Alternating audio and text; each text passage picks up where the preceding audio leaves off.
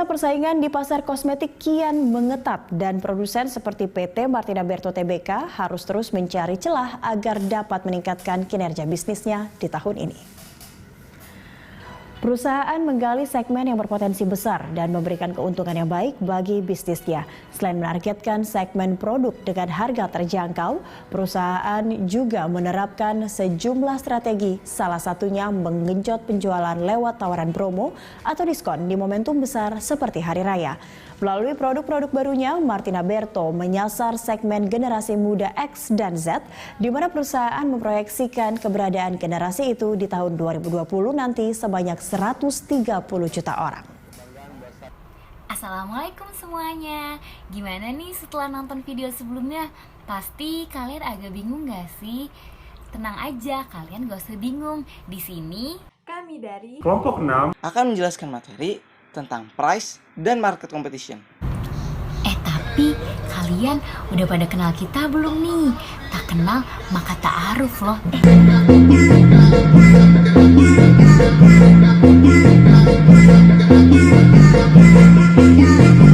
Sayang, maka dari itu sebelum ke penjelasan selanjutnya, izinkan saya memperkenalkan anggota kelompok 6, yaitu terdiri dari saya sendiri, Jihan Anggraini dengan NIM 011, Intan Farel Aurelia dengan NIM 008, Faizul Amri Budianto dengan NIM 019, dan Faisal Afaldi dengan NIM 035. Pada kesempatan kali ini, kelompok kami akan membahas market and price competition. Apa aja sih yang akan kami bahas? Nah, berikut adalah beberapa poin materi yang akan menjadi bahasan kita di dalam video ini. Ada perfect competition market, monopolistic competition market, monopoly market, oligopoly market, dan juga game theory. Baik, di sini kita akan membahas perfect competition market atau yang disebut pasar persaingan sempurna. Kalian udah pada tahu belum nih apa itu pasar persaingan sempurna? Kalau udah tahu, boleh dong di-sharing jawabannya di kolom komentar. Nah, tapi kalian gak boleh skip video kita ini ya, karena kita akan menjelaskan semua tentang perfect competition market atau yang disebut pasar persaingan sempurna. Nah, pasar persaingan sempurna merupakan struktur pasar yang paling ideal, karena dianggap struktur pasar ini yang akan menjamin terwujudnya kegiatan memproduksi barang dan jasa yang tinggi atau yang disebut optimal. Nah, setelah kita membahas pengertian dari pasar persaingan sempurna ini juga memiliki ciri-ciri loh. Yang pertama, jumlah perusahaan banyak. Nah, di pasar persaingan sempurna ini jumlah perusahaan sangat banyak loh. Lalu, jenis barang di pasar persaingan sempurna bersifat homogen.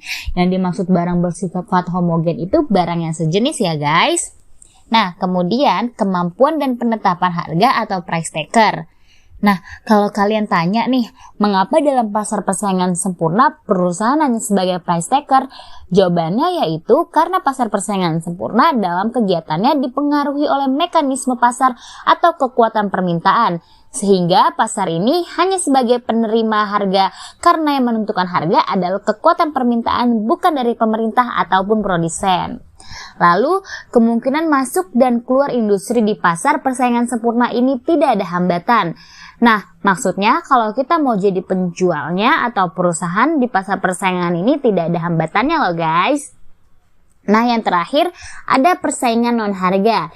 Di pasar persaingan non harga ini tidak ada karena di pasar persaingan sempurna tidak adanya iklan karena barang yang dijual semuanya homogen atau sejenis. Nah guys, setelah kalian mendengar ciri-ciri pasar persaingan sempurna sebelumnya, di sini saya akan menjelaskan mekanisme pasar yang islami menurut Ibnu Taimiyah. Yang pertama, orang-orang harus bebas untuk masuk dan keluar pasar. Yang kedua, tingkat informasi yang cukup mengenai kekuatan-kekuatan pasar dan barang-barang di dagangan adalah perlu. Yang ketiga, unsur-unsur monopolistik harus dilenyapkan dari pasar sehingga segala bentuk kolusi antara kelompok para penjual dan pembeli tidak diperbolehkan. Dan yang terakhir atau yang keempat, homogenitas dan standarisasi produk sangat dianjurkan ketika terjadi pemalsuan produk, penipuan, dan kecurangan-kecurangan dalam mempresentasikan barang-barang tersebut. Nah, selain pengertian dan ciri-ciri pasar persaingan sempurna juga memiliki contoh industri loh guys. Berikut contohnya. Nah, selanjutnya ada monopolistic competition market nih guys. Apa sih pasar monopolistik itu? Pasar monopolistik merupakan pasar yang dimana terdapat banyak produsen yang mempunyai barang yang sama tetapi mempunyai perbedaan dalam berbagai aspek. Seperti halnya sabun, sampo, pasta gigi yang dimana antara merek satu dengan merek yang lainnya memiliki perbedaan dalam hal wanginya, kemasannya, dan lain sebagainya. Di dalam pasar monopolistik itu sendiri, terdapat ciri-cirinya nih guys. Di antaranya, yang pertama, jumlah perusahaannya banyak. Yang kedua, jenis barangnya itu terdiferensiasi. Jadi, walaupun produk-produknya serupa, tetapi memiliki karakteristik yang berbeda-beda.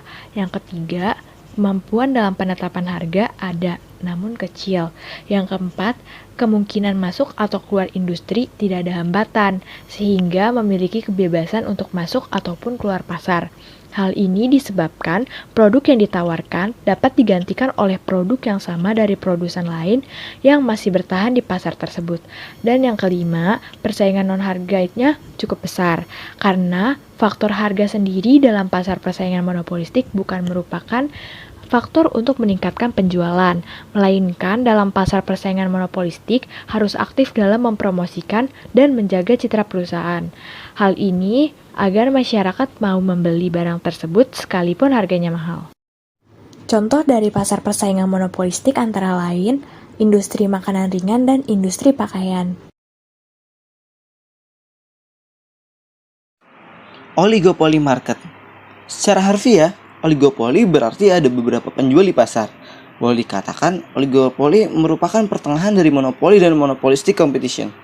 Dalam monopoli, penjual dapat menentukan harga tanpa harus khawatir reaksi penjual lain. Sedangkan dalam monopolistic competition, penjual hanya dapat menentukan harga pada kisaran tertentu. Karena bila ia menjual di luar kisaran tersebut, penjual lain yang menjual barang yang mirip akan merebut pelanggannya. Berikut ciri-ciri pasar oligopoli. Jumlah perusahaan pada pasar oligopoli cenderung sedikit. Jenis barangnya, barang homogen atau barang terdiferensiasi. Kemampuan dalam penetapan harga bisa tergantung kerjasama dari perusahaannya. Dengan kerjasama sangat besar maka sangat memungkinkan. Tetapi tanpa ada kerjasama maka perusahaan mendapatkan peluang kecil untuk dapat menetapkan harga. Kemungkinan masuk atau keluar industri cukup besar. Persaingan non harga terjadi pada pasar barang terdiferensiasi. Contoh industri oligopoli. Barang terdiferensiasi, contohnya ada mobil, rokok, sedangkan jenis barang yang homogen itu ada contohnya baja dan kertas. Monopoli competition market. Secara harfiah, monopoli berarti di pasar hanya ada satu penjual. Menurut Frank Fisher, ia menjelaskan bahwa kekuatan monopoli dapat dianggap sebagai the ability to act in unconstrained way, yang berarti kemampuan bertindak dalam menentukan harga dengan caranya sendiri. Sedangkan Besanko berpendapat monopoli adalah sebagai penjual yang menghadapi little or no competition, kecil atau tidak ada persaingan di pasar. Nah, dalam Islam, keberadaan satu penjual di pasar atau tidak adanya pesaing atau kecilnya persaingan di pasar bukanlah suatu hal yang terlarang. Siapapun boleh berdagang tanpa peduli apakah dia satu-satunya penjual atau ada penjual lain. Jadi, monopoli dalam artian harfiah boleh-boleh saja. Akan tetapi, siapapun dia tidak boleh melakukan ihtikar. Apakah itu ihtikar? Ihtikar adalah mengambil keuntungan di atas keuntungan normal dengan cara menjual lebih sedikit barang untuk harga yang lebih tinggi. Sedangkan menurut mazhab Syafi'i dan Hambali, ihtikar adalah menimbun barang yang telah dibeli pada saat harga bergejolak tinggi untuk menjualnya dengan harga yang lebih tinggi pada saat dibutuhkan oleh penduduk setempat atau lainnya. Contohnya, ketika pandemi baru melonjak di Indonesia, terjadi banyaknya penimbunan masker sehingga harga masker sangat bergejolak tinggi. Berikutnya, ciri-ciri monopoli competition market. Jumlah perusahaannya hanya satu. Jenis barangnya unik atau tidak ada substitusinya. Kemampuan dalam penetapan harga sangat memungkinkan, itu berperan sebagai price maker. Kemungkinan masuk atau keluar industri sangat besar. Persaingan harga tidak ada, tapi harus memelihara hubungan dengan konsumen dengan melakukan iklan. Seperti contohnya adalah iklan masyarakat. Contoh dari industri monopoli adalah kereta api, KAI, dan juga listrik, PLN.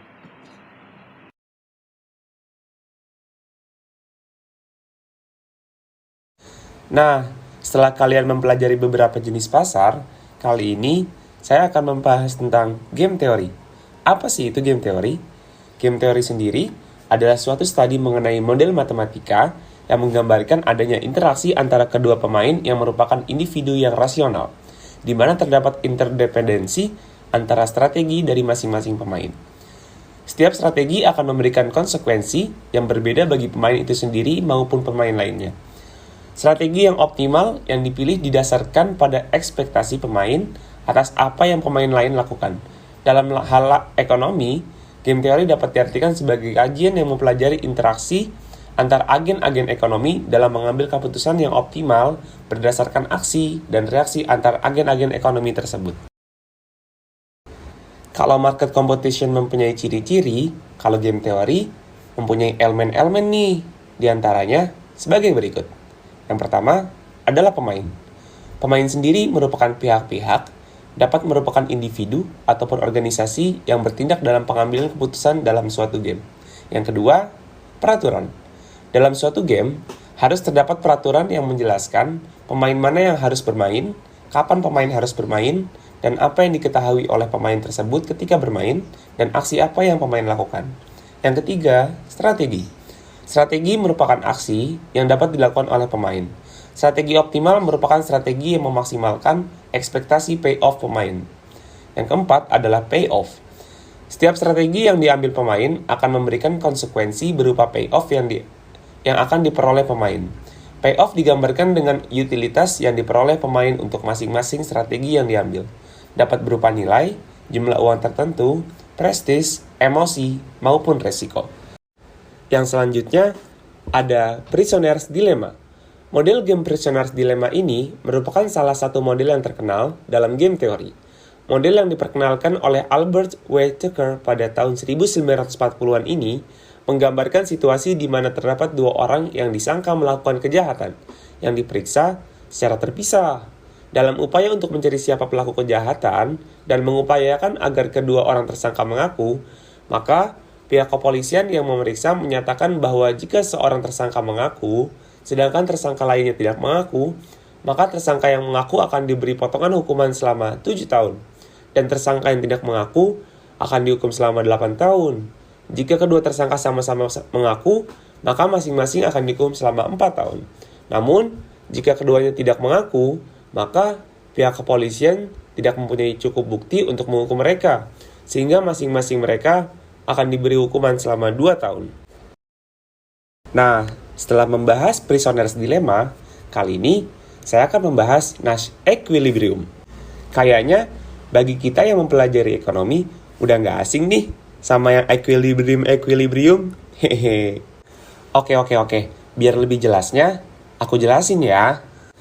Dari contoh kasus sebelumnya, ternyata kedua pemain memilih mengaku, sehingga keseimbangan terjadi pada mengaku dengan payoff minus 4, berupa hukuman masing-masing 4 tahun.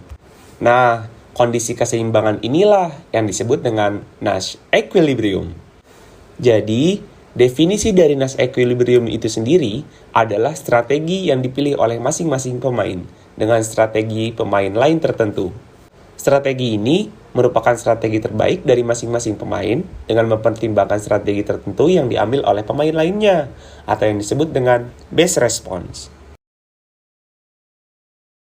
Setelah kita membahas mengenai pengertian game teori, elemen-elemen game teori, Prisoner's Dilemma, dan Nash Equilibrium, kurang lengkap nih kalau kita tidak membahas bagaimana penerapannya, ya nggak sih? Nah, salah satu model game teori yaitu Prisoner's Dilemma, yang sebelumnya udah kita bahas nih.